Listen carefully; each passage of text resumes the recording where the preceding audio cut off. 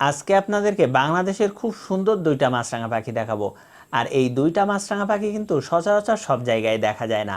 এই দুইটা মাছরাঙা পাখি আমি চুয়াডাঙ্গায় এসে একসাথে দেখা পেয়েছি। এর মধ্যে একটা মাছরাঙা আমার খুবই প্রিয়, তবে এটা সব জায়গায় দেখা পাওয়া যায় না। চলুন তাহলে দেখে নেওয়া যাক। আর এই হচ্ছে সেই প্রথম মাছরাঙাটি। এটা হচ্ছে পাইট কিংফিশার, যাকে বাংলায় বলা হয় পাকড়া মাছরাঙা। এই মাছরাঙাটাও কিন্তু বেশ সুন্দর, সাদা কালোর ভিতরে এই মাছরাঙাটা একেবারেই ব্যতিক্রম। আরও একটা সুন্দর মাছরাঙা আপনাদেরকে দেখাবো। আর এই হচ্ছে সেই মাছরাঙাটি।